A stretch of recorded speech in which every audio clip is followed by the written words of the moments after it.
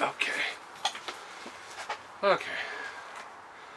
My name is Robert Sieg, and I started I'm like a hobbyist of sciences and anything. I like mathematics and physics. And years ago,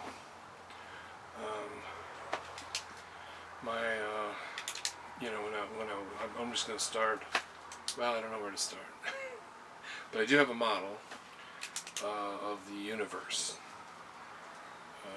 But it matches a lot of the stuff that's already out there. Like I'm in agreement with Einstein's, general relativity and classical physics and special relativity, and that pretty much lays it out there. Let's say I would like to share some information. I think I'm going to have to get a thing to hold my stuff, but right now I don't have that. Let's see, we've got let's see, my theory is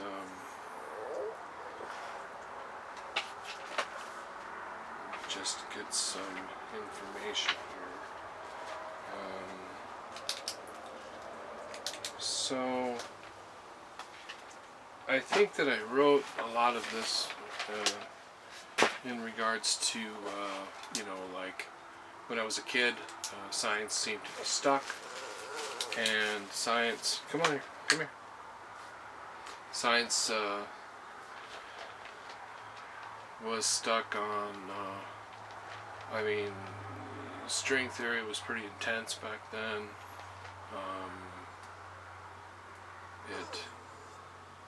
It really didn't produce as much as anticipated,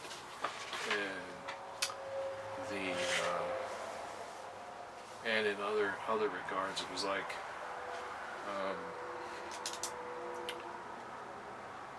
just stuck in a conundrum. And so when I was I used to talk to my dad, and he was a engineer, and he loved sciences. He was an inventor, and he would answer any question I had. Very knowledgeable, and when he told me science was stuck, and we had talked deeply about all this stuff, even though I was a kid. At least I considered it deeply, and kind of thought, well, if they don't fully understand what's going on, because we had discussed about what's distant in the universe, and he had told me that we needed better telescopes to really see what was out there.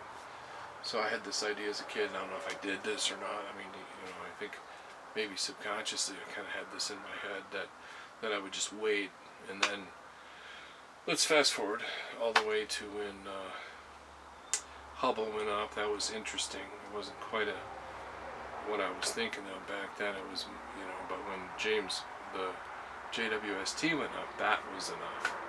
That was really significant because for a lot of people that was a shocker what was found, and that was what I was kind of back on my mind waiting for.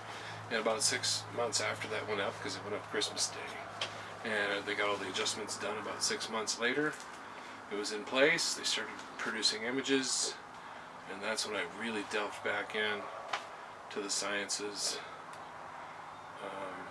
but not maybe another 6 months after that, a little heavier. And I just started reading and listening to YouTube videos and stuff just to see where things were at now. And it's not like I was separated from it totally. I in a way, I had this idea that if you delve too much into the mathematics or into a certain specific field, it might actually blind you from say, like the truth. Like it's kind of like, do not feed the bears, or do not go over this barrier and go explore over there because there's nothing over there, or it's dangerous over there. That kind of thing. So I thought maybe not doing what everybody else is doing would lead to something. But the stuff that had been done was, a lot of it was fantastic, right? So I kind of look at it like this. I look at all the sciences that are out there. Some fit in this thing better than others, and the ones that have you have say like people have hunches or gut feelings, but then they have tests, and if the tests agree with these, you know, it becomes more than just a test on a lot of things that you can't necessarily see because they're so tiny, say like with quantum physics or quantum gravity. So then thinking along these lines, JWST goes up, and I started diving into it, and I thought I would kind of go through what kind of like the beginning. But before I go through the beginning, because at first it evolved. So, but that's this book here. That's the first book I was writing with. It's still very raw.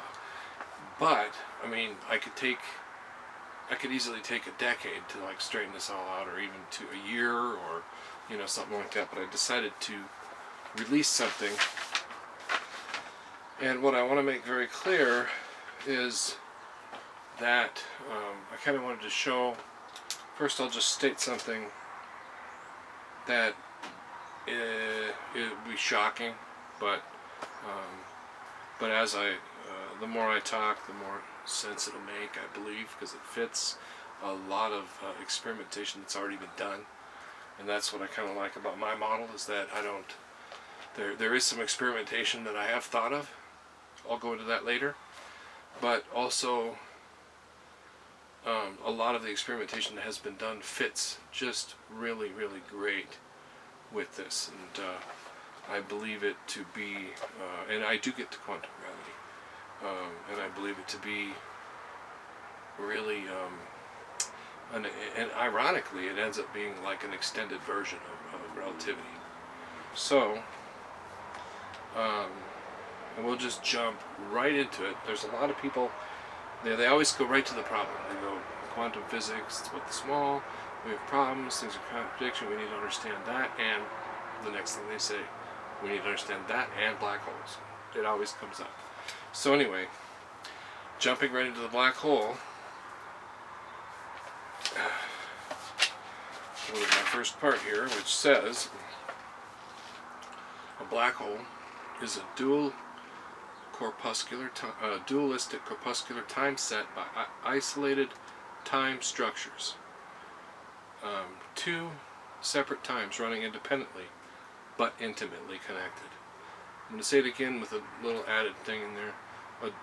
A dual corpuscular time set by a relativistic closed system isolated time structures. There are two separate times. The two separate times aren't completely isolated. The two separate times are running independently but are intimately connected. So, in regards to the dualistic corpuscular time, we're going to start with the Big Bang, go backwards until we hit that point of singularity. I mean, everybody knows it, everybody kind of states it. Sometimes they do say it's a singularity, sometimes they just say, you know, it's immense heat or something else. I don't want to get into that. I just want to say that it was a singularity, and it was a black hole. The formation of a black hole created all of this, but if you think about it, nothing escapes from a black hole. This is something they never say. That this, I'm basically saying that we're in the black hole. Like, so, you know. So, now how does that work, right? So we start at the Big Bang and realize that this was a singularity. Light and all particles that entered the singularity are stripped down to their base components. The mass of the black hole reunitizes space and all resultant particles within that space. Accumulated space forms a space particle. A space particle, we'll get to that later. It's a special particle within the black hole. This space particle, we're going to look at it as void at first, because at the moment it happened, we need to look at it void, basically. Nearly infinite space compared to a finite space, I was just making a point, would be indistinguishable from each other with no frame of reference. But theoretically, particles about the size of a Planck length, even though reunitized, it is proportionate to here, meaning, but, let's see, reunitized gravity would have crushed them to nothing, but near infinite spin creates an equilibrium, then in the space particles soon forms hot gases, more complex structures, or more complex particles from suns, planets, and then suns, planets, galaxies, and everything else in time. Funny how I said soon, but so you can hear that playing, maybe, unless it's filtering it out.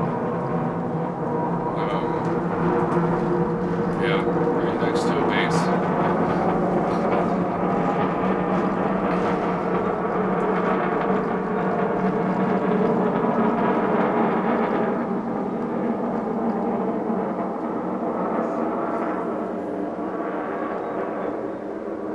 Okay, so it forms suns, planets, galaxies, and everything else in time and space. This is reality. The black hole has two composite times, which are both reunitized at different but intimately connected corpuscular times. Within both these times, from each corpuscular time, each of those times are compatible with general relativity from each relative point of view. The proportionally accelerated corpuscular time is better known as superposition, or fuzzy, or the wave function. The substance of the black hole is split into two parts: massless virtual particles and mass-formed particles, potential particles. And so there's massless virtual particles and mass for potential particles.